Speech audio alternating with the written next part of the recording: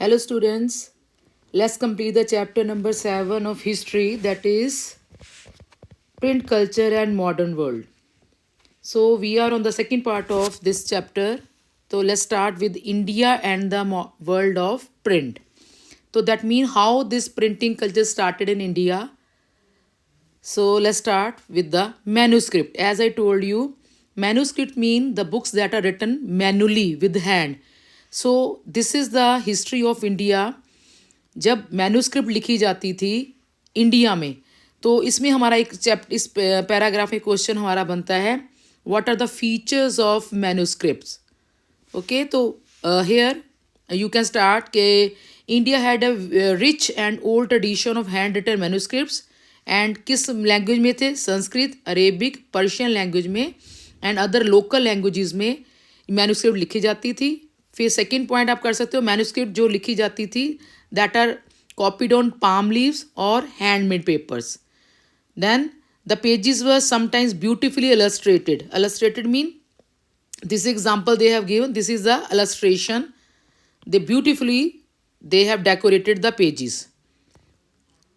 Okay, and then they would be either pressed between wooden covers or sewn together to ensure preservation. अब इसमें आपकी है sewn together, मतलब जो आपने पहले पढ़ा था according book in China. The same वे अब इन पेजेस को जो भी हैंडमेड है या मे बी आपकी पाम लीव्स है, उनको वुडन ब्लॉक में प्रेस किया जाता है अच्छे से कि उसकी प्रिजर्वेशन बढ़ जाए, या उनको स्टिच कर दिया जाता था. ओके, तो इसलिए लेट 19th सेंचुरी तक इसकी मैन्यूस्क्रिप्ट की काफ़ी इंपॉर्टेंस रही है विद इन इंडिया. और साइड बाय साइड पिक्चर्स देखते जाओ. Here Geet Govind, that is written by Jayadev in 18th century, and this is a palm leaf handwritten manuscript in accordion format. Accordion मैंने बता ही दिया, Chinese book जो हमने पढ़ी थी उसके पैटर्न पे ये बुक बनाई गई थी. ओके, अब सेकंड देख लो. This is written manually. How beautifully they have written, and the visual image is also there. So ये 1824 दीवान ऑफ हाफिज़ है. हाफिज़ है जो कि पोइट थे. दैट एज वर्क को आपको इसको वर्क को बोलना है आपने दीवान. तो कैसे आपके देखो कैलीग्राफी उनकी है, art of writing beautifully, and the borders are illustrated. Clear? Pictures पे थोड़ा ध्यान देते जाओ. अब ये पेजेस है फ्रॉम ऋग्वेद. आपको ये भी पूछा जा सकता है कि this picture is from which pattern and which is the text of this written. तो हैंड रिटन अगेन मैन्यूस्क्रिप्ट है ये आपकी. यस, तो अब आपकी है इसके साथ फीचर्स आपने कर लिए. फिर उसके साथ आपके आ जाते हैं drawbacks of this manuscripts. Features हैं, what are the specification of this manuscripts. अब इसमें ड्रॉबैक्स में आ जाएंगी, what are the problems we are getting while handling the manuscripts. तो सबसे पहले मैन्यूस्क्रिप्ट जो भी हम पहले कर चुके हैं, they were highly expensive and they are fragile, नाजुक होती थी, और they are not handled, they are have to be handled carefully because they are not read easily, they couldn't be read easily. इसकी ये सेकेंड ड्रॉबैक है. तो manuscript की जो यूजेस थी एवरीडे लाइफ में नहीं हो पाती थी because that was fragile. It was not handled easy because काफ़ी बड़ी रहती थी मैन्यूस्क्रिप्ट के कारण. तो इसके ये कुछ ड्रॉबैक्स थे.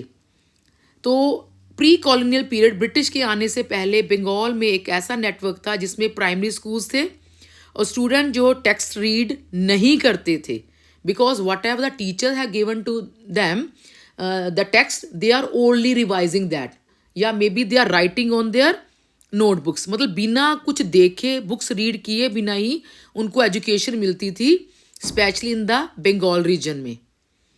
Then how print comes to India, that mean printing machine India में कैसे है. You can also get this question. तो इसमें है कि सबसे पहले जो इंडिया में प्रिंटिंग प्रेस आई थी वो गोवा में आई थी.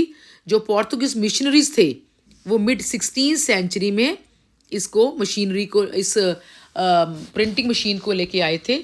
ये पोर्तुगीज मिशनरी का मतलब है those who are preaching the religion. जो मिशनरीज होते हैं हमेशा अपने रिलीजन को प्रीच करते हैं.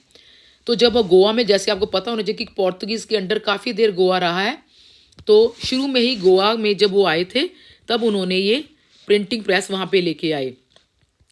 तो जिसुइट प्रीस्ट उन्होंने कॉन्कनी लर्न की और उसके बाद उन्होंने काफ़ी सारे ट्रैक्स को प्रिंट किया। ट्रैक्स आपके होते हैं लाइक द बुकलेट्स, ओके। तो उसके बाद 1674 में 50 books had been printed in the conquering language, that is in the Goa language में, और उसके बाद कन्नड़ लैंग्वेज में इसको प्रिंटिंग करी गई। और जो कैथोलिक प्रीस्ट थे उन्होंने भी फर्स्ट तमिल बुक 1579 में कोचीन में करी, फिर 1713 में फर्स्ट मलयालम बुक प्रिंटेड हुई, एंड 1710 में डच प्रोटेस्टेंट मिशनरीज थे, उन्होंने 32 तमिल टेक्स्ट को प्रिंट किया और पुराने वर्क्स को उन्होंने ट्रांसलेशन किया। तो this is the history how the printing press came to India from Goa and then other parts of the country that kept on developing. Clear, the different languages are use to, क्योंकि जो language Indian बोलते हैं उसके accordingly उसको print किया गया, उसी language में प्रिंटिंग मशीन को डेवलप किया गया। तो जो इंग्लिश लैंग्वेज प्रेस थी वो काफ़ी देर तक इंडिया में नहीं आई, ओके। तो ये आई आपकी late, even that is grow till quite late, even though English East India Company began to import presses from late 17th century. तो that is the time period जब आपकी इंग्लिश प्रेस इंडिया में आई। अब यहाँ पे देखेंगे हम कि 1780s जो जेम्स अगस्तस हिकी था उसने बंगाल गज़ट को एडिट करना शुरू कर दिया। एडिट मतलब होता है मतलब फाइनल उसको डॉक्यूमेंट तैयार करने में जो भी चेंजेस करनी है, जो भी ड्रॉबैक्स रह गए हैं उसको एंड में एडिटर जो होता है उसको एडिट करता है। तो जो जेम्स अगस्तस हिकी था उसने बंगाल गज़ट को, जो कि एक आपकी इंग्लिश लैंग्वेज में वीकली मैगजीन प्रिंट होता था, और इसके लिए डिस्क्राइब किया जाता है it's a commercial paper open to all but influence by none. मतलब ये एक ऐसा कमर्शियल पेपर था, एवरीबडी नोज कमर्शियल मीन जो कि एड्स के सहारे चलता है। तो ये किसी और के द्वारा मतलब स्पॉन्सर नहीं था। जो भी इनको एड्स वगैरह आती थी उनके अकॉर्डिंगली अपना खर्चा चला रहे थे, और दैट इन्फ्लुएंस बाय, किसी से इन्फ्लुएंस नहीं था, मतलब this was not under the British control. तो it was a private English enterprise था and it proud to be independent. जैसे मैंने कहा है कि ब्रिटिश के इन्फ्लुएंस में बिल्कुल नहीं था, और ये आपकी इंग्लिश प्रिंटिंग इसके थ्रू शुरू हुई, ओके। तो हिक्की को काफ़ी सारी न्यूज़ आपकी एडवर्टीज़मेंट मिल जाती थी जिसके सहारे इनका काम चल रहा था। वो एडवर्टीज़मेंट कैसी होती थी? That is related to the import and sale of slaves. और कई बार वो क्या करता था, कंपनी के सीनियर ऑफिशियल्स की गॉसिप बातचीत को भी उसमें पब्लिश कर देता था। तो एक बार तो ऐसा हुआ कि जब उसने कंपनी मतलब ईस्ट इंडिया कंपनी की कुछ बातें अपने न्यूज़पेपर में प्रिंट करी, जिसके कारण गवर्नर जनरल वॉन हेस्टिंग था उसको गुस्सा आ गया और उसने हिक्की को पनिश किया इसके लिए कि आपने कैसे डेयर किया कि हमारी जो गॉसिप थी उसको आपने प्रिंट कर दिया और सबको बताया। तो इसलिए उसके बाद क्या हुआ, उन्होंने किया, वॉन हेस्टिंग्स वगैरह ने, कंपनी ऑफिशियल्स ने इनकरेज किया कि ऐसी बातें प्रिंट करो न्यूज़पेपर के जो कि हमारी इमेज को अच्छा दिखाए, और जो कि इंडियन हमारे खिलाफ बोलते हैं उनको डिस्करेज करें, और जो हम लोगों के लिए अच्छे काम करें इंडियंस के लिए उनको इनकरेज करें अपने न्यूज़पेपर पे। तो ऐसे आपने फिर करना है कि इंडियंस में उसके बाद आपकी आ गई Bengal Gazette, that is brought by Gangadhar Bhattacharya. अब इसने बंगाली लैंग्वेज में बंगाल गज़ट को प्रिंट करना शुरू करते हैं। मतलब this was in English and this came to be as an Bengali language. तो आपने याद रखना है इनके गंगाधर भट्टाचार्य है जिसने कि इसको इनकरेज किया बंगाल गज़ट को, who was close to Rammohan Roy. Then second topic आपका है religious reform and public debate. मतलब जैसे आपने पहले टॉपिक में पढ़ा इन यूरोप कि how religious debate develop, the same way India में भी ये एक न्यू फॉर्म्स आपकी आ गई रिगार्डिंग द प्रिंटिंग। अब इसमें क्या हुआ, काफ़ी सारी डिबेट 19th सेंचुरी से शुरू हो गई, जो कि जिसको आप इंटेंस और रिलीजियस इशू पे डिबेट कह सकते हो। डिफरेंट ग्रुप जो थे आपस में एक दूसरे से कन्फ्रंटेड, मतभेद करना शुरू कर दिया, क्योंकि उस टाइम ये एरा था कि जो रिफॉर्मर्स थे they were not following the points of the orthodox people. जो कंजर्वेटिव पीपल थे उनको रहता था कि जो रिलीजन इस्टेब्लिश है उनके अकॉर्डिंगली सारे उसको फॉलो करें।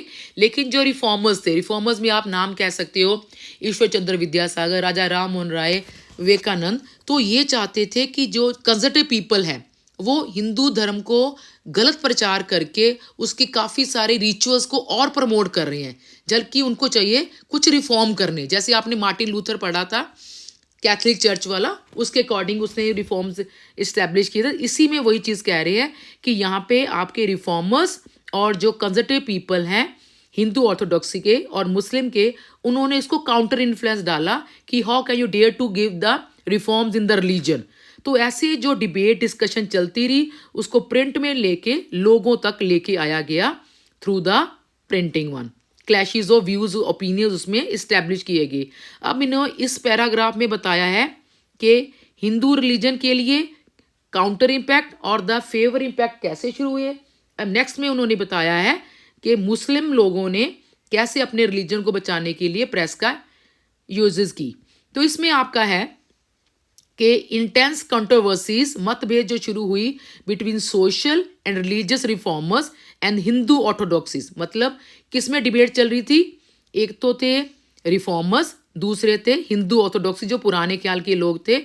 किस मैटर पे दोनों पे बहस चल रही थी, मतभेद चल रहा था, दैट इज विडो इमोलेशन, सती प्रथा जिसको कह सकते हो आप, मोनोथिज्म, एक गॉड में बिलीफ, ब्राह्मेटिकल प्रीस्टहुड के ब्राह्मण को ही इतनी इंपॉर्टेंस क्यों दी जाती है, सुप्रीमेसी ऑफ ब्राह्मणहुड के अगेंस्ट, और आइडोलेट्री मूर्ति पूजा के। तो ये हॉट टॉपिक थे जिनमें कि दोनों में काफ़ी कन्फ्रंटेशन कंट्रोवर्सीज चल रही थी, whether it should be there और नॉट। तो इसीलिए बंगाल में ये काफ़ी डेवलप हुई डिबेट और काफ़ी न्यूज़पेपर में उसको हाईलाइट किया गया आर्गूमेंट्स को। और इसके लिए आप कह सकते हो कि राम मोहन रॉय ने अपनी संबंध कौमुदी पब्लिश की 1821 में कि these reform should be there, और उसके काउंटर इन्फ्लुएंस में हिंदू ऑर्थोडॉक्सी ने कमीशन किया Samachar Chandrika to oppose his opinion कि जो भी राम मोहन रॉय कह रहा है वो सरासर गलत है, लोगों को उसको मानने की ज़रूरत नहीं है। तो that is a controversy develop between the reformers and the Hindu orthodoxy. अब उसके बाद 1822 में 2 पर्शियन न्यूज़पेपर प्रिंट हुए, पब्लिश होने हुए, जामे जहानामा एंड शमसुल अखबार। उसी ईयर में गुजराती में न्यूज़पेपर आया बॉम्बे समाचार। ये आपको सारा कुछ ऐसे क्वेश्चंस पुट अप किए जा सकते हैं कि हाउ कैन यू से कि different debates develop in India through which medium, या who are the main reformers and orthodoxies newspapers were there to counter that influence. तो आप इसमें ये पैराग्राफ में कंप्लीट कर सकते हो, दोनों में रिफॉर्मर्स और हिंदू ऑर्थोडॉक्सी में जो भी कंट्रोवर्सीज चल रही थी। Then it came with the Muslim लोगों भी पीछे नहीं रहे। उनमें नॉर्थ इंडिया में उलामा जो कि उनका रिलीजियस स्कॉलर्स होता है, लीगल स्कॉलर्स होता है मुस्लिम का, उसको ये डर था कि हमारे मुस्लिम डायनेस्टी ख़त्म होती चली जा रही है, जिस डर के कारण उसने काफ़ी सारे मुस्लिम जो अपना रिलीजन चेंज करते चले जा रहे थे। तो इसको काउंटर करने के लिए उन्होंने चीप लिथोग्राफिक प्रेसेस की। आपने हमेशा याद रखना है, बार बार ये आपका लिथोग्राफिक प्रेसेस आएगा जब भी ये वर्ड आ रहा है, that mean that is a cheaper edition. तो ये प्रिंटिंग है जिसको कि poor people easily can read such the text. तो अब जब मुस्लिम को डर था कि काफ़ी सारे मुस्लिम जो हैं उनके अपने रिलीजन चेंज कर रहे हैं, इसलिए उन्होंने लिथोग्राफी प्रेस को काफ़ी ज़्यादा प्रमोट किया और काफ़ी सारे उन्होंने पर्शियन उर्दू ट्रांसलेशन अपनी रिलीजियस बुक की करनी शुरू कर दी और काफ़ी सारे रिलीजियस न्यूज़पेपर ट्रैक्स उसमें निकाले उन्होंने। और देवबंद सेमिनारी जो कि 1867 में फाउंड की गई थी, थाउजेंड फतवाज होते हैं आपके लीगल ऑर्डर्स इन द मुस्लिम। तो उनको प्रिंट किया कि कैसे मुस्लिम लोगों को अपने आप को सुधार के रिलीजन के साथ जुड़े रहना है बजाय उसको कन्वर्ट करने की, और उनकी कैसी एवरीडे लाइफ होनी चाहिए, कैसे उनको अपने कुरान पढ़नी है, प्रॉपर अपना कंडक्ट संभाल के रखना है। और काफ़ी सारों में उन्होंने इस्लामिक डॉक्ट्रिन आपके सेट ऑफ प्रिंसिपल्स हैं जिसमें कि उनके मीनिंग एक्सप्लेन किए गए। और 19वीं सेंचुरी में मुस्लिम सेक्ट, मतलब जो उसका सेक्ट उसका पार्ट था, सेमिनार्स अपीयर्ड हुए और उन्हें डिफरेंट इंटरप्रिटेशन अपने फेथ के लिए और अपने आप को इनलार्ज करने के लिए फोकस करना शुरू किया। उर्दू प्रिंट भी काफ़ी ज़्यादा लोगों में था, जो कि लोगों में बैटल का एक जरिया बना रहा कि whether they should be Persian और Urdu language should be there. Okay, तो this paragraph was regarding the controversies within the Muslim, कि मुस्लिम कैसे अपने रिलीजन को बचाने के लिए एफर्ट करते रहे through the printing. Then Hindu, जो कि अपने रिलीजन को काफ़ी इनकरेज कर रहे थे, रिलीजियस टेक्स्ट को अपनी लोकल लैंग्वेजेस में प्रिंट कर रहे थे. तो उसी तरह उस रामचरितमानस आपने याद रखना है, दैट इज़ रामायण का फॉर्म है ये. रामचरितमानस जो कि तुलसीदास ने लिखी थी, वो भी इसी का एक इम्पैक्ट था कि कैसे अपने रिलीजन को बचा के रखना है. तो जो कि कैलकाटा में 1810 में उन्होंने इसको पब्लिश किया था. उसके बाद फिर वही हिंदू रिलीजन में काफ़ी लिथोग्राफिक एडिशन मार्केट में आने शुरू हो गए. और 1880 से नवल किशोर प्रेस जो लखनऊ में काफ़ी इस्टेब्लिश हुई, श्री वेंकटेश्वर प्रेस बॉम्बे में पब्लिश होनी शुरू हो गई. तो ये बता रहे कि कैसे आपका प्रिंट जो है रिलीजन के रिलेटेड इश्यूज को हाईलाइट करता रहा और लोगों तक दोनों जो जो लोग थे रिफॉर्मर्स और हिंदू ऑर्थोडॉक्सी, उनके व्यूज को लेके आ गया. तो ये आपका रिगार्डिंग था रिलीजियस टेक्स्ट के बारे में. फिर आपका है print did not only stimulate होता है किसी चीज़ को और बढ़ावा देना, तेज करना, प्रोसेस को और फास्ट कर देना. ओके, ये बार बार स्टिमुलेट वर्ड आपको आ सकता है. तो प्रिंट ने सिर्फ कन्फ्लिक्टिंग ओपिनियन को ही लोगों तक नहीं लेके आए, बल्कि उन्होंने लोगों को जोड़ा भी. मतलब अपने अलग अलग व्यूज़ तो लेके आ ही रहे थे कि कौन अच्छा है कौन नहीं है, किसके बारे में आप माने, लोगों तक ये चीज़ें तो लेके आ रहे थे, लेकिन उन्होंने लोगों को जोड़ने का काम भी किया प्रिंट ने. तो आपने याद रखना है, newspaper conveyed news from one place to another creating pan Indian identity. आपने ये वर्ड याद रखना है. पैन इंडियन आइडेंटिटी का मतलब है कि कैसे डिफरेंट इंडियंस को जोड़ने का काम प्रिंटिंग ने किया. North to south, different religious people, language, culture people को जोड़ के उन्होंने प्रिंटिंग ने एक पैन इंडियन आइडेंटिटी क्रिएट की कि you are the people of one nation. Okay, so our next topic is new forms of publication. Forms of publication का मतलब है कि पब्लिकेशन जो हो रहा था, पब्लिश हो रहा था, उसके डिफरेंट फॉर्म्स क्या थे. जैसे आपके लिटरेचर के फॉर्म्स होते हैं, that is debate, discussion, essays, poems, short stories, long stories. तो these all are the forms of literature. तो उसी तरह पब्लिकेशन के ही डिफरेंट फॉर्म्स प्रिंट में आने शुरू है, not only debate and discussion. इसमें आपका मेन आपका आएगा विजुअलाइजेशन, मतलब जिसमें आपके विजुअल इमेजेस प्रिंट होनी शुरू हो गई. तो उसमें आपने करना है कि प्रिंटिंग कारण डिफरेंट काइंड्स ऑफ फॉर्म्स आ गई, जिसमें कि लोग को ये चाहिए था कि हम कैसे अपनी लाइफ को देख सके, उसको पढ़ लिख सकें. जैसे आप कहते हो कि काफ़ी सारे सीरियल्स बड़े फेमस हैं काफ़ी देर से टीवी वगैरह में, तो घर में बैठ के या विमेन है या मेल है, they are love to see the relationship of their families through the serials. तो उसी टाइम ये विजुअल आपके टीवी वगैरह तो नहीं थे, तो उस टाइम आपकी थी स्टोरीज एंड नॉवेल्स, एंड ये स्टोरीज आपकी लाइफ, आपकी रिलेशनशिप को शो करता था. तो उनको ये चीज़ चाहिए थी, तो इसलिए उस टाइम के आपके नॉवेल्स काफ़ी फेमस होने शुरू हुए गए और लोगों ने इनको पढ़ना शुरू किया. मतलब नॉवेल्स में लिटरेचर जो कि यूरोप में डेवलप हुए थे, धीरे धीरे ये सेम चीज़ आपकी इंडिया में भी आनी शुरू हो गई, जिसमें कि अपने आप को, अपनी लाइफ को ईजिली वो देख सकते थे. इसके बाद जैसे मैंने आपको कहा कि काफ़ी सारी लिटरली फॉर्म आनी शुरू हो गई. ये नॉवेल्स के अलावा आपकी थी lyrics, short stories, essays, political matters वगैरह पे. मतलब कहने को आपने ये सारे चैप्टर में बता रहे कि धीरे धीरे कैसे प्रिंट डेवलप हो रहा है नाउ इन इंडिया. क्लियर? जैसे डिबेट डिस्कशन के बाद नॉवेल्स आए, उसके बाद आपकी शॉर्ट स्टोरीज, ऐसे आ गए, अब आपकी आ जाएंगी पिक्चर्स. ओके, सो जैसे ही आपकी प्रिंटिंग प्रेस इंक्रीज होती चली जा रही है, वैसे ही विजुअल इमेजेस भी काफ़ी ज़्यादा मल्टीपल कॉपीज प्रिंट हो रही हैं. तो आपने यहाँ पे नाम याद रखना है. पेंटर्स लाइक राजा रवि वर्मा, उसने काफ़ी सारी इमेजेस मास सर्कुलेशन के लिए, मास का वर्ड है अ नंबर ऑफ पीपल, तो उस सर्कुलेशन में उसने काफ़ी सारी प्रिंटिंग करी, जिसमें अपने विजुअल इमेजेस को उसने हाईलाइट किया. तो जो पुअर वुड इनग्रेवर्स थे, वुड पे बनाते थे, तो वुड ब्लॉक के थ्रू वो शॉप के पास बैठे रहते थे और शॉपकीपर जो प्रिंटिंग चलाते थे उनको हायर करते थे इन विजुअल इमेजेस वालों को, और चीप प्रिंट और कैलेंडर्स के थ्रू उनको काम मिल जाता था. तो आप देख सकते हो कि काफ़ी सारे कैलेंडर जो प्रिंट होते थे, पुअर लोग इजीली अपनी वॉल्स को उसके साथ डेकोरेट कर सकते थे. तो ये विजुअल इमेजेस काफ़ी फेमस होनी शुरू हो गई धीरे धीरे। अब आप कह सकते हो प्रिंट के कारण एक पॉपुलर आइडियाज़ और ट्रेडिशन भी डेवलप होनी शुरू, जिसमें आप अपनी सोसाइटी, अपने कल्चर, अपने रिलीजन को, पॉलिटिक्स को देख पाते हो। फिर आपका आया 1870s वाला टाइम था, जिसमें कि काफ़ी सारे कार्टून्स, कैरिकेचर्स पब्लिश शुरू हो गए जर्नल्स, न्यूज़पेपर में, जो कि सोशल एंड पॉलिटिकल इश्यूज़ को कमेंट करते थे। मतलब पॉलिटिकल इश्यूज़ में आपका आ जाएंगे जो लीडर्स वगैरह ब्रिटिश के अगेंस्ट कुछ कर रहे हैं या कुछ ब्रिटिश ऑफिशियल्स कर रहे हैं इंडियन के लिए, उसको एक तरह से कार्टून्स, कैरिकेचर में दिखाना, दैट वाज क्वाइट फेमस। और सोशल इश्यूज़ में क्या था, तो कुछ कैरिकेचर्स तो ऐसे थे जो कि एजुकेटेड इंडियंस का मजाक उड़ा बनाते थे, और जो कि वेस्टर्न कल्चर क्लोज से बहुत ज़्यादा अट्रैक्ट होते हैं।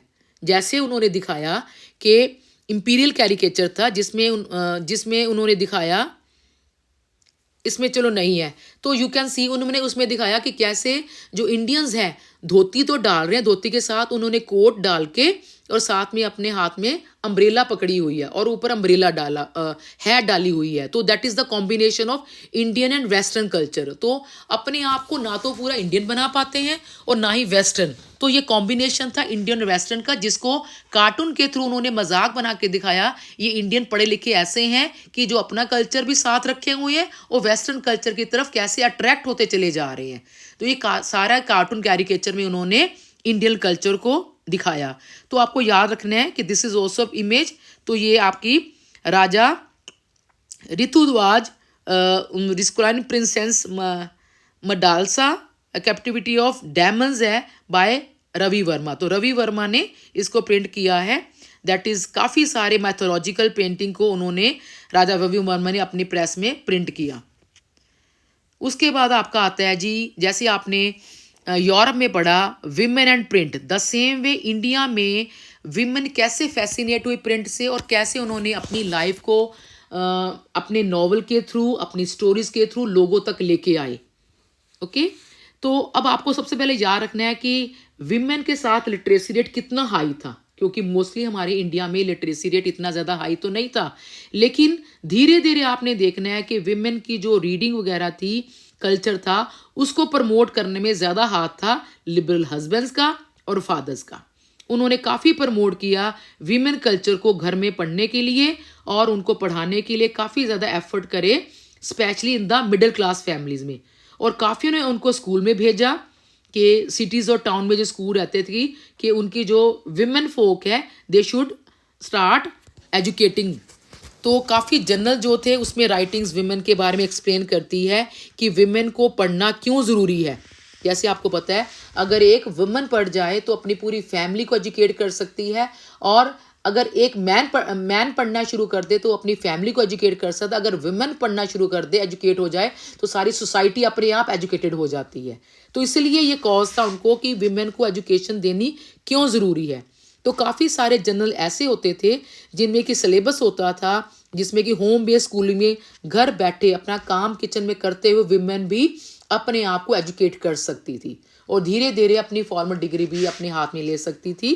सो this is how you can say कि women they started reading and writing through the newspaper और मैगजीन सिलेबस। तो अब सारी फैमिलीज तो लिबरल नहीं होती, तो जो लिबरल थे वो तो करवा रहे थे। कुछ तो कंजर्वेटिव हिंदूज थे जिनको लगता था कि विमेन को बिल्कुल पढ़ाई नहीं करनी चाहिए। अगर विमेन पढ़ना शुरू कर देंगी तो घर का काम कौन करेगा, बच्चों को कौन संभालेगा। तो उन्होंने जो हिंदू ऑर्थोडॉक्सी स्पेशली थे, उन्होंने गलत व्यूज़ देने ऐसे शुरू कर दिए कि अगर विमेन पढ़ना शुरू हो गई तो वो करप्ट हो जाएंगी, घर का काम बंद कर देगी। इसलिए हमें हमेशा ये एफर्ट करने कि विमेन को कभी एजुकेट करो ही ना।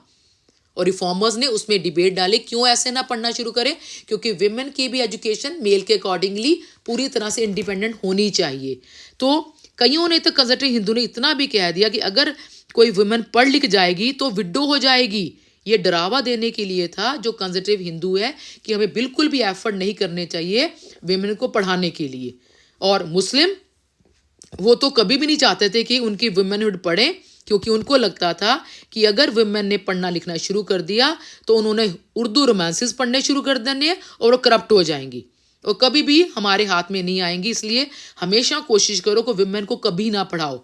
तो these were the views of conservative Hindus and Muslims. तो कई बार रिबेल विमेन जो थी ऐसे प्रोहिबिशन को काफ़ी उन्होंने रोका, जो रिबेलियस थी, विद्रोह करती थी कि हमें क्यों रोका जाता है पढ़ लिखने से। फिर उसके बाद हमें एक वुमेन की स्टोरी याद आती है, गर्ल की, जो कंजर्वेटिव मुस्लिम फैमिली से बिलोंग करती थी नॉर्थ इंडिया में, जिसने कि सीक्रेटली रीडिंग राइटिंग उर्दू में करनी शुरू कर दी, क्योंकि मुस्लिम लोग कहते थे कि उर्दू में नहीं पढ़ना कि आप करप्ट हो जाओगे। वो उनको फैमिली उसको फोकस करती थी कि आपको सिर्फ अरेबिक कुरान ही पढ़नी है। लेकिन वो लड़की कहती थी कि मेरे को जब उर्दू समझ आती है, मैं क्यों ना उर्दू पढ़ूँ, मैं क्यों कुरान अरेबिक लैंग्वेज में पढ़ूँ जिसमें मेरे को समझ नहीं आता। लेकिन उसकी फैमिली हमेशा उसको फोकस करती थी कि आपको ये पढ़ना ही पड़ेगा। फिर उसके बाद उसको लगता, उसके बाद एक स्टोरी आती है आपकी ईस्ट बंगाल में, जो कि एक राज सुंदरी देवी थी, एक यंग मैरिड गर्ल थी, बहुत ऑर्थोडॉक्स फैमिली में उसकी शादी हो जाती है, और वो भी अपनी सीक्रेसी और किचन में अपने आप को पूरा एजुकेट करती है, और इतनी ज़्यादा पढ़ लिख जाती है कि उसने अपनी ऑटोबायोग्राफी लिखी, जो कि नाम उसका था अमर जीवन। तो आपने याद रखना है, राज सुंदरी देवी ने अपनी ऑटोबायोग्राफी 1876 में अमर जीवन लिखी, और it was the first full length autobiography publish in Bengali language. तो आप देख सकते हो कैसे एक विमन ने एफर्ट किया, और उसके काफ़ी बड़े बड़े बेटे थे, हस्बैंड को पता तक नहीं चला कैसे उसने अपने आप को एजुकेट किया। जैसे मैंने आपको बोला है कि सिलेबस वगैरह न्यूज़पेपर मैगजीन वगैरह में आते थे, जिसको देख के उसने अपने आप को एजुकेट करना शुरू किया। फिर इन्होंने काफ़ी सारे और विमेन की स्टोरी बताई है कि कुछ विमेन जो सोशल रिफॉर्मर्स थी, उनको विमेन की लाइफ इमोशन में काफ़ी इंटरेस्ट था, और अपने आप की लाइफ को वो उन्होंने देखने के लिए क्या किया। फिर एक और बंगाली वुमेन की कुछ बात करें, जैसे कैलाश बाशनी देवी थी, तो उन्होंने ऐसी बुक्स हाईलाइट की जिसमें कि विमेन के एक्सपीरियंस को शेयर किया कि कैसे विमेन को घर में कैद किया जाता है, इग्नोरेंस में रखा जाता है, और उसको फोर्स किया जाता है कि उन लोगों को सर्व करे जो कि उसको बहुत बुरी तरह ट्रीट करते हैं। मतलब अपने घर में रह के सारे काम करवा के उनको पढ़ने लिखने भी नहीं दिया जाता, और उनसे सारे काम करवा के male society specially as we are having patriarchal society, तो उसको कैसे सर्व करना है ये उनको फोर्स किया जाता था विमेन को। ये उन्होंने अपने एक्सपीरियंसेस अपनी बुक्स में और अपने नॉवेल्स में लिखे। और 1880s में, जो कि महाराष्ट्र है आपका, ताराबाई शिंदे, पंडिता रामाबाई महाराष्ट्र की थी, उन्होंने बड़े गुस्से से, बड़े पैशनेट एंगर से मिजरेबल लाइफ लिखी अपर कास्ट हिंदू वीमेन की, स्पेशली विडोज की। विडोज जो कि हाई कास्ट हिंदूज हैं, लेकिन जब कोई विमेन विडो हो जाती है, उसके साथ इतना बुरी तरह ट्रीटमेंट किया जाता है, उसको ह्यूमन बीइंग ना समझ के बड़ी बुरी तरह कैसे उसको अपने एक ही रूम में रखना कि उसको गलत ख्याल ना आए, उसको रूखी सोटी रोटी देनी है, घर के फैमिली मेम्बर के साथ फंक्शन में बिल्कुल पार्टिसिपेट नहीं करना। तो उसने अपने सारे एक्सपीरियंसेस इसमें लिखे अपनी लाइफ के हिंदू कास्ट वुमेन के बारे में। ओके, तो एक विमेन तामिल की, उसने अपने आप को एक्सप्रेस किया कि काफ़ी सारी उसकी खुशियाँ जो थी, वो उसकी जो स्मॉल खुशियाँ, वर्ल्ड की खुशियाँ थी, वो रीडिंग के कारण आई, क्योंकि उसको एकदम अपने आप को निगलेक्ट करना फील करनी शुरू कर देती है। लेकिन जब भी वो अपने आप को देखती थी, रीडिंग में, राइटिंग में देखती थी, उसको बहुत खुशी मिलती थी। तो this is the experience they have shared with the women. और काफ़ी सारी उर्दू, तमिल, बंगाली, मराठी ने ये अपने लैंग्वेजेस को डेवलप किया। हिंदी प्रिंटिंग भी शुरू हो गई 1870s में, और काफ़ी सारी एजुकेशन वुमेन के बारे में प्रिंट होनी शुरू हो गई। अब काफ़ी सारी अभी 20वीं सेंचुरी में जर्नल्स और काफ़ी सारी विमेन ने एडिट करना शुरू कर दिया, जो कि बहुत पॉपुलर हुए। धीरे धीरे विमेंस की एजुकेशन, उसकी विडोहुड, विडो रीमैरिज के बारे में, नेशनल मूवमेंट के बारे में टॉपिक चलने शुरू हो गए, और काफ़ी सारों ने तो उसके फैशन लेसन देने शुरू कर दिए वुमेन के लिए, एंटरटेनमेंट शुरू कर दिया। मतलब दिस इज़ हाउ अब विमेन के बारे में सोचा जाना लगा इसके थ्रू, कि कैसे विमेन को भी ज़रूरत है अपनी लाइफ देखने की, अपने आप को एक तरह से इंजॉय करने की लाइफ के लिए ज़रूरी है। ओके, तो अब पंजाब में काफ़ी सारे 20वीं सेंचुरी प्रिंट शुरू हो गए, जैसे कि राम चड्ढा था, उसने बहुत ज़्यादा फास्ट सेलिंग स्त्री धर्म विचार प्रिंट किया, जिसमें कि दिखाया गया कि विमेन को कैसे ओबीडियंट वाइव्स लेके रहना है। और खालसा ट्रैक सोसाइटी जिसने कि चीप बुक्स करी, जिसमें सेम मैसेज दिया कि कैसे विमेन को ओबीडियंट होके अपने आप को रखना है।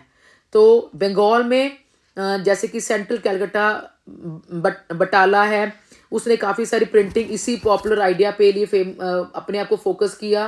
तो काफ़ी सारे चीप एडिशन प्रिंट होने शुरू हो गए, जिसमें कि कुछ चीज़ें ऐसी थी कि जो ऑब्सीन और स्कैंडलस दिखती थी उसको डिलीट कर दिया जाता था। That is not a moral point of view. और स्कैंडल्स घोटाले वगैरह होते थे, अगर उनको लगते थे कि these are not fit for them तो उनको उसी हिसाब से एडिट कर दिया जाता था।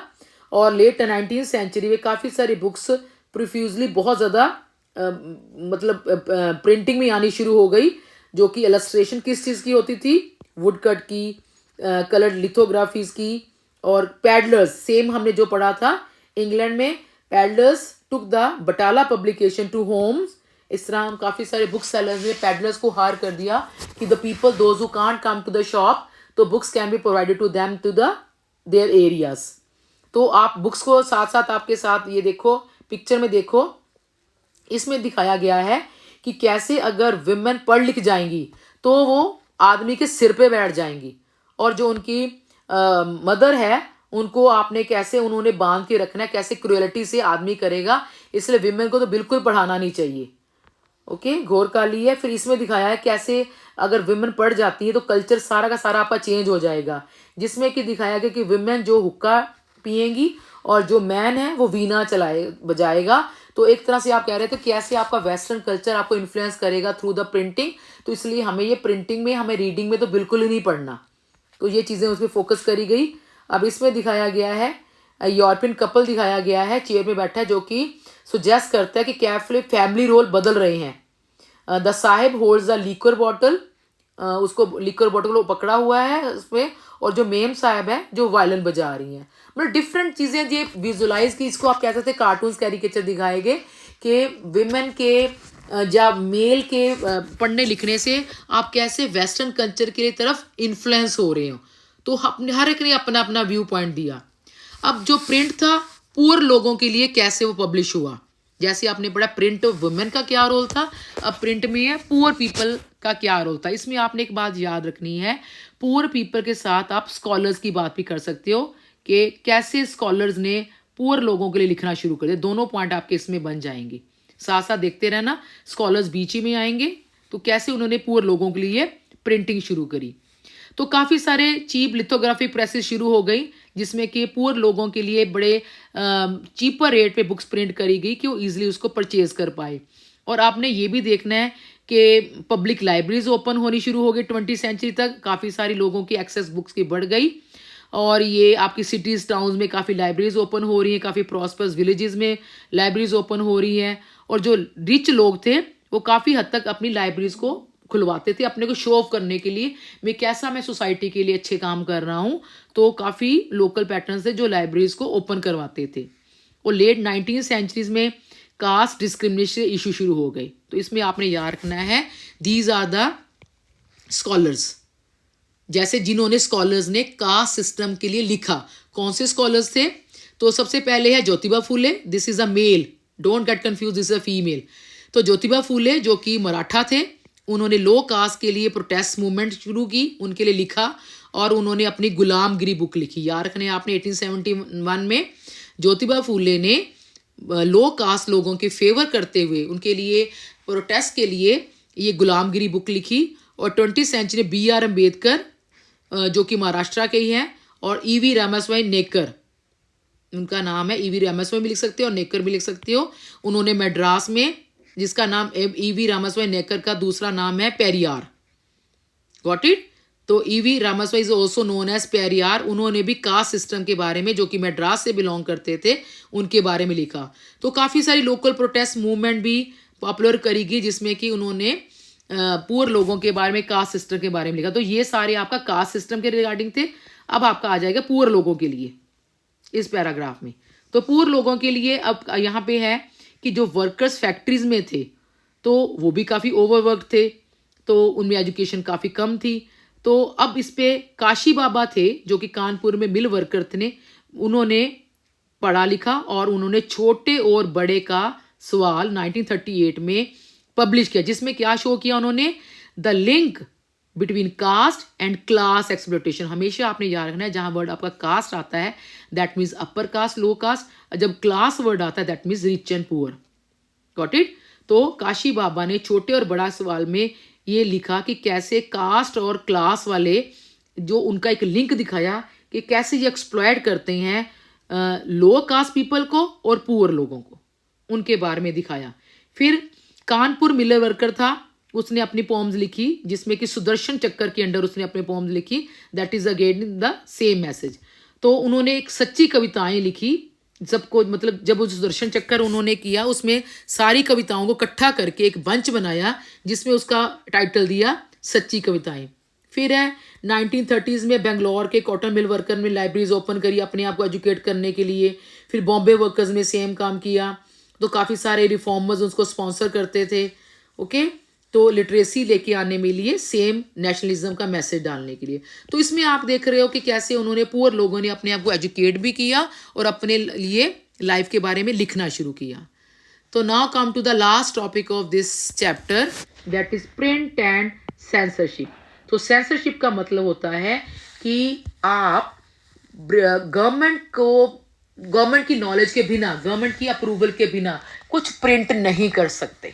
ओके, जैसे आपको पता है इंडिया में आप फ्री हो, मीडिया फ्री है, आपने कोई आर्टिकल्स, पोम्स कुछ भी प्रिंट करना है, एनीथिंग, न्यूज़पेपर, मैगजीन, आपको किसी से पूछने की ज़रूरत नहीं पड़ती। लेकिन जब आपको अथॉरिटी से पूछना पड़े कुछ प्रिंट करने के लिए, उसको आप कहते हो सेंसरशिप। तो ये सेंसरशिप हमने पहले पढ़ना कि बैकग्राउंड से, कि 1798 से पहले जो कॉलोनियल स्टेट थी, जो इंडिया की बात कर रहे हैं, under British East India Company के थी, तो वहाँ पे they were not concern with the censorship, मतलब सेंसरशिप ज़्यादा नहीं थी। तो पहले जो आए थे हमारे ब्रिटिशर्स वगैरह थे, वो इतने ज़्यादा क्रिटिकल नहीं थे कि इतनी ज़्यादा सेंसरशिप होनी चाहिए। तो its early measure to control printed matters were directed against Englishmen in India who were critical of company misrule and hated the action of particular company officers। तो मतलब कंपनी को ये थोड़ा डर बना रहता था कि कहीं अगर ये इंडियन लोग हमारे अगेंस्ट कुछ प्रिंट करे और वो जाके इंग्लैंड वाली गवर्नमेंट को पता चल जाए तो मे बी हमारे पे गलत एक्शन हो सकता है, क्योंकि ईस्ट इंडिया कंपनी है, इस कंपनी को जज किया जा रहा है थ्रू द इंग्लैंड में बैठे हुए क्राउन के थ्रू। तो इसको हमेशा रहता था कि हमारी इमेज यहाँ पे अच्छी बनी रहे और जो इंडियन हमारे खिलाफ कुछ गलत ना प्रिंट करे, तो उनको थोड़ा रहता था कि यहाँ पे सेंसरशिप होनी चाहिए। तो 1820 में कैलकाटा की जो सुप्रीम कोर्ट थी उसने प्रेस को कंट्रोल करने की regulation to control the press के लिए शुरू किया एंड कंपनी ने उसको इनकरेज किया, वाकई हाँ जी प्रिंटिंग को थोड़ा कंट्रोल करो, क्यों हमारे बारे में इतना कुछ लिख देते हैं वो। और वर्नाकुलर गवर्नर जो कि गवर्नर जनरल बेंटिंग थे, तो उन्होंने भी इसी प्रेस लॉज को थोड़ा रिवाइज कराया। तो लेकिन आपने याद रखना जो थॉमस मैकॉले थे ना, वो काफ़ी लिबरल रहे हमेशा ही, तो उन्होंने इस चीज़ों को ध्यान नहीं दिया कि क्यों उनकी फ्रीडम को रिस्ट्रिक्ट किया जाए। तो ही वॉज ऑलवेज लिबरल के the Indian should just be without any censorship, तो they should be given the freedom like that. लेकिन जब 1857 का रिवोल्ट आया उसके बाद तो इंग्लिशमैन बहुत स्ट्रिक्ट हो गए रिगार्डिंग द सेंसरशिप। तो ये आपका एनसीईआरटी क्वेश्चन भी है। तो अब उनका जो एटीट्यूड था फ्रीडम ऑफ प्रेस के लिए काफ़ी ज़्यादा बदल गया, वो काफ़ी इससे मतलब गुस्से में आ गए और जैसे वर्नाकुलर लोकल न्यूज़पेपर से वो काफ़ी ब्रिटिश के बारे में उन्होंने प्रिंट करना शुरू कर दिया। तब 1878 में वर्नाकुलर प्रेस एक्ट पास किया गया जो कि आयरिश प्रेस लॉज पे मॉडल पे डिपेंडेंट था, उसकी तरफ बनाया गया था। इसने गवर्नमेंट को इतने सारे राइट्स दे दिए कि जो भी इंडियन अपने रिपोर्ट्स एडिटोरियल्स प्रिंट करेंगे लोकल लैंग्वेज को, ये उसको सेंसर कर सकते हैं। Got it. इसका मतलब है वर्नाकुलर प्रेस एक्ट का मतलब कानून शुरू हो गया जिसके अकॉर्डिंगली इंडियन बिना ब्रिटिश को बताए कुछ भी प्रिंट नहीं कर सकते। और अब गवर्नमेंट ने काफ़ी सारा सुपरविजन करनी शुरू कर दी वर्नाकुलर न्यूज़पेपर्स पे। ओके, अगर कोई रिपोर्ट दैट वाज जज एज सेडिशियस वर्ड आपने याद रखना है ध्यान से, that is covering 3 points. Number 1, any action, any spoken और maybe any writing material, ये 3 वर्ड इसमें आएंगे सेडिशन में। I repeat, that is return में आप कुछ ब्रिटिश के अगेंस्ट नहीं लिखोगे, बोलने में ब्रिटिश के अगेंस्ट कुछ नहीं लगोगे, और तीसरा एक्शन में आपके आएंगे कि नारे नहीं लगाओगे ब्रिटिश के अगेंस्ट। अगर आपकी कोई भी ऐसी चीज़ सेडिशियस आई तो न्यूज़पेपर को वार्निंग दे दी जाएगी। अगर आपने वार्निंग को इग्नोर किया तो आपकी प्रेस है जो उसको कैप्ट कर लिया जाएगा, सीज कर लिया जाएगा और कॉन्फिस्केटेड, जब्त भी कर लिया जा सकता है। हम लॉक लगा सकते हैं, उसको जब्त कर सकते हैं अगर आप हमारी वार्निंग को नहीं सुनोगे। लेकिन आपने ये बात याद रखनी है, चाहे जितने मर्जी एफर्ट किए हों, लेकिन नेशनलिस्ट न्यूज़पेपर तो प्रिंट होंगे, अगर सामने नहीं तो मे बी अंडरग्राउंड होंगे। तो जितना भी जुल्म किया ब्रिटिश गवर्नमेंट ने, तो नेशनलिस्ट न्यूज़पेपर तो प्रिंट होते चले गए डिफरेंट पार्ट्स में। उन्होंने क्या बताया, कॉलोनियल मिस रूल के बारे में बताया, कैसे वो गलत रूल करते हैं, और नेशनलिस्ट एक्टिविटीज़ को उन्होंने इनकरेज किया। किन्होंने? नेशनलिस्ट न्यूज़पेपर ने। और अटैम्प्ट टू थ्रॉटल होता है एक तरह से गर्दन को आपके ऐसे पकड़ना कि आपको सांस तक ना आए। तो जो भी नेशनलिस्ट को क्रिटिसिज्म को रोकने के लिए एफर्ट किए गए वो सारे इन्होंने ख़त्म किए। उन्होंने बिल्कुल परवाह नहीं की कोई ब्रिटिश हम पे रिप्रेशन कर रहे हैं। इसका आपको एग्जाम्पल है आपके लिए, जब पंजाब रेवोल्यूशनरीज ने उनको डिपोर्ट किया गया 1907 में। डिपोर्ट आपको पता है कि जब आपको किसी कंट्री से दूसरी अपनी जगह भेज दिया जाता है विद इन योर कंट्री। तो 1907 में जब पंजाब रेवोल्यूशन को भेजा गया ना, तो बाल गंगाधर तिलक ने इसके बारे में काफ़ी सिंपैथी लोगों की बटोरी कि कैसे उनके साथ गलत किया गया है अपनी न्यूज़पेपर केसरी में। आपने याद रखना है बाल गंगाधर की केसरी न्यूज़पेपर में, जिसके कारण उसको इम्प्रिजन कर लिया गया, और जिसके कारण सारे ऑल ओवर इंडिया में काफ़ी वाइड स्प्रेड प्रोटेस्ट हुआ कि क्यों आपने बाल गंगाधर को अरेस्ट किया गया है। तो एक तरह से ये बताता है कि लोग अब अवेयर हो चुके थे थ्रू द प्रिंट। ये चीज़ें आपने याद रखनी है। तो इसके लिए सबसे इंपॉर्टेंट क्वेश्चन जो आपको याद रखना है, that is the how nationalism develop in India. Clear? इसके लिए आपने अलग अलग मेथड यूज़ करनी है। नेशनलिज्म डेवलप हुई है, that is through the newspaper के through, that is the main effort कि कैसे मे बी आपके मैगजीन्स हैं, आपके न्यूज़पेपर्स हैं, आपके रिपोर्ट्स हैं, आपके विजुअल्स हैं, दैट इज़ थ्रू कि आप अवेयर हुए और आपने नेशनलिज्म का मतलब अपने देश को आज़ाद करने के लिए सोचा। आपने राजा रवि वर्मा का रोल, रविंद्रनाथ टैगोर का रोल लिखना है, कैसे उन्हें अपने पेंटिंग के थ्रू लोगों को अवेयर किया कि आपने अपनी कंट्री को आज़ाद कराना है। आपने आनंद मठ लिखना है, आपने कैसे उन्होंने अपने नॉवेल्स में बताया कि गीत गोविंद का या किया, ये सारों को आपने बताना है कि कैसे उन्होंने प्रिंटिंग के थ्रू लोगों को अवेयर कराया कि हमें इंडिया में अपने आप को आज़ाद करवाना है ब्रिटिश से। So that is how this chapter has been completed. I think you understood better now, you have understood, okay. तो the different question that can be carried through, तो उसके लिए मैं सेशन आपका लगाऊंगी। ओके, थैंक यू बेटा।